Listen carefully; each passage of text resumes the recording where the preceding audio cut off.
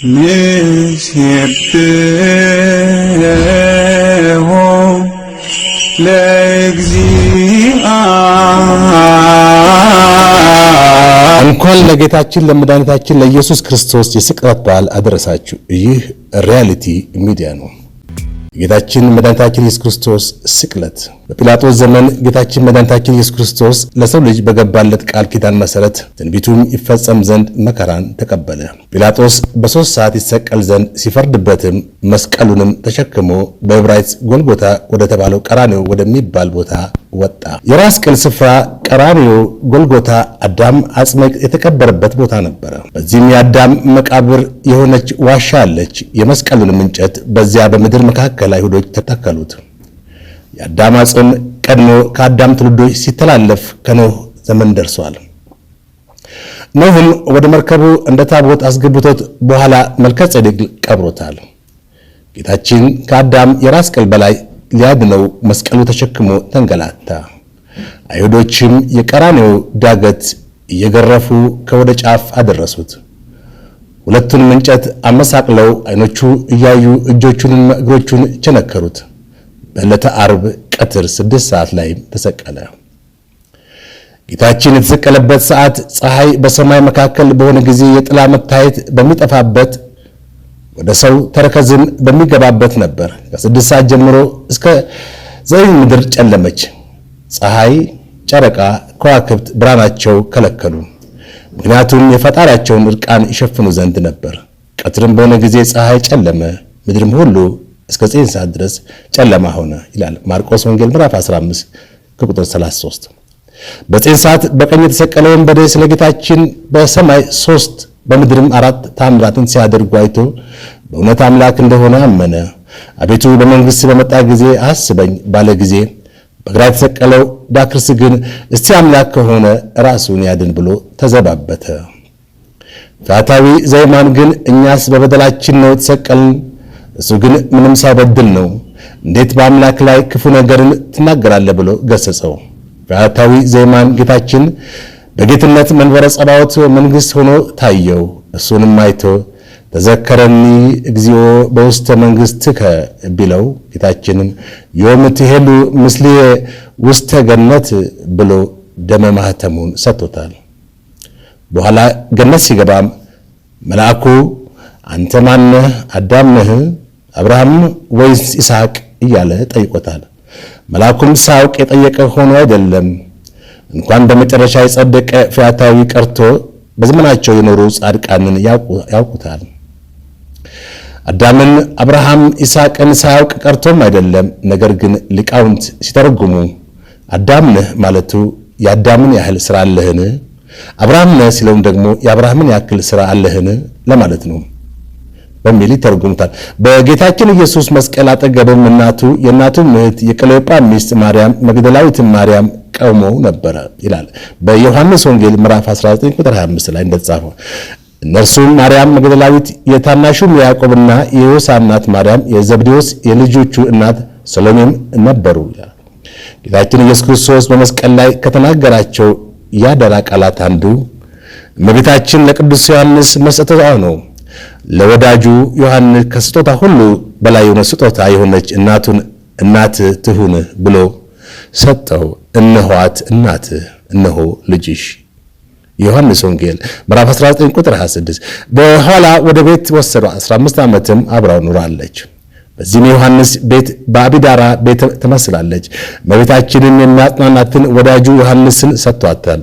እመቤታችንም ለዮሐንስ መስጠት ቀድሞ በሙሴ አንጻር ጽላቷ ለሕዝብ ሁሉ እንደተሰጠች በዮሐንስ አንጻርም እመቤታችን ለሁላችንም ለምእመናን ተሰጥታለች። እነሆ 9 ሰዓት በሆነ ጊዜ ጌታችን ኢየሱስ ክርስቶስ ኤሎሄ ኤሎሄ ላማ ሰበቅታኔ፣ አምላኬ አምላኬ ለምን ተውከኝ ብሎ በታላቅ ቃል ተናገረ። የማርቆስ ወንጌል ምዕራፍ 15 ቁጥር 34። በዛ ቆመው የነበሩትም አምላኬ አምላኬ ለምን ተውከኝ የሚለውን ድምፅ የሰሙ ኤልያስን ይጣራል እያሉ አሙት፣ ክህደትንም ተናገሩ። ያን ጊዜ አንድ ወታደር ሮጦ ሆምጣጤ የሞላበትን ዕቃ ተቀምጦ ነበርና በሰፈነግ ሞልቶ በሂሶጵም አድርጎ በአፉ ውስጥ ጨመረለት። በመስቀሉ ላይ ሳለ ጌታችን ኢየሱስም በታላቅ ድምፅ ሁሉ ተፈጸመ አለ። የማርቆስ ወንጌል ምዕራፍ 15 ቁጥር 37። ቅድስት ነፍሱን ከቅዱስ ሥጋው በፍቃዱም ለየ። አይሁድም እኒህ ሰዎች እንደተሰቀሉ አይደሩም፣ ምክንያቱም ቀጣዩ ቀን ሰንበት ነውና ጭናቸውን ሰብረው ያወርዷቸው ዘንድ ጲላጦስን ጠየቁት። እርሱም ፈቀደላቸው። የሁለቱም ወንበዴዎች ፈይታ ዜማንና ፈይታ ዘጸጋንም አብረው አወርዷቸው። ከጌታችን ዘንድ ቢቀርቡም ፈጽሞ ሞቶ አገኙት። በዚህም ጭኑን ሳይሰብሩት ቀሩ። ሌላው ግን የተመሰለው ምሳሌ ፍጻሜ ያገኘው ነው። የፋሲካውን በግ አጥንቱን ከእርሱ አትሰብሩም የተባለው አሁን ተፈጸመ። ከጭፍሮቹም አንዱ ቀኝ ጎኑን በጦር ወጋው። እንዲህ ከወታደሮች አንዱ የሆነውን ለኒጊኖስ የጌታችን ጎን ቢወጋው ትኩስ ደምና ቀዝቃዛ ውሃ ከደሙ በውስጡ ፈሷል። ለኒጊኖስ ጥንተ ታሪክ አንድ ዓይኑ የጠፋ ሲሆን ጌታችን በተሰቀለበት ጊዜ ጫካ ሸሽቶ ርቆ ነበር። ምክንያቱም ከዚህ ሰው ሞት አልተባበርም በማለቱ ነው። አመሻሹ ላይ የአይሁድ አለቆች ሲመለሱ ከመንገድ አገኙት። ስለምን ከመሲሁ ሞት አልተባበርክም አሉት። እርሱም ምንም ስላላገኘሁበት ነው አላቸው።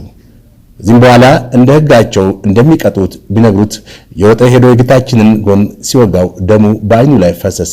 ያን ጊዜም ዓይኑ በራለት። የጌታችን ጎን የፈሰሰው ደም እንደ ቅርጽ ሆኖ በሁለት ወገን ደምና ውሃ ሆነ። ጌታችን የፈሰሰውን ትኩስ ደም መላእክት በጽዋ ቀርተው በዓለም ላይ ረጩት።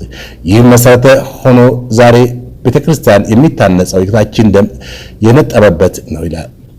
በዚህም ነው ቅዱስ ጳውሎስ አሁንም በገዛ ደሙ የዋጃትን የእግዚአብሔርን ቅድስት ቤተክርስቲያን ጠብቁ ዘንድ መንፈስ ቅዱስ እናንተን ጳጳሳት አድርጎ ለሾሞ ለመንጋው ሁሉና ለራሳችሁ ተጠንቀቁ ያለው ሐዋርያት ሥራ ምዕራፍ 20 ቁጥር 28።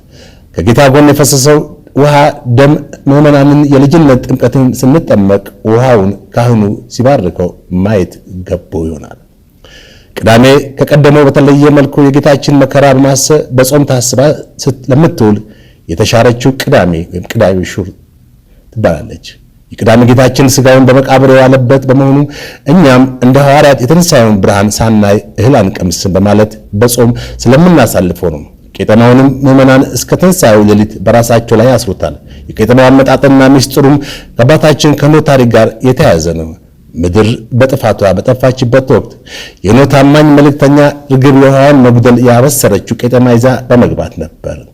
ዛሬም ለአዲስ ኪዳን ክርስቲያኖች ኃጢአት ጠፋ፣ በክርስቶስ ሞትና ትንሣኤ ተሰበከና ታወጀ ማለት ካህናቱ ቄጠማ ይዘው ምዕመናኑን ያበስሩበታል። በዚህ ቅድስት ቅዳሜ ቅዱስ የሆነ እግዚአብሔር በጥንተ ተፈጥሮ ፍጥረታትን አከናውኖ ከፈጠረ በኋላ በዚህች ዕለት ከሥራ ሁሉ ያረፈባት ዕለት ናት። ጌታችን የተቀበረበት ስፍራ ለተሰቀለበት ቦታ አቅራቢያ ነበር። ዮሴፍ ከኒቆዲሞስ ጋር ሆኖ ጌታችን እንደ ፍጡር በሐዘንና በልቅሶ ሲገንዙት የጌታችን ዓይኖች ተገለጡ። እንደ ፍጡር ትገንዙኛላችሁ በሉ እንግዲህ እያላቸው ገንዙኝ፣ ቅዱስ እግዚአብሔር፣ ቅዱስ ኃያል፣ ቅዱስ ሕያው አላቸው። በድጋሚ እንኳንም ለጌታችን ለመድኃኒታችን ለኢየሱስ ክርስቶስ ስቅለት በዓል አደረሳችሁ። ይህ ሪያሊቲ ሚዲያ ነው። ደህና ዋሉ።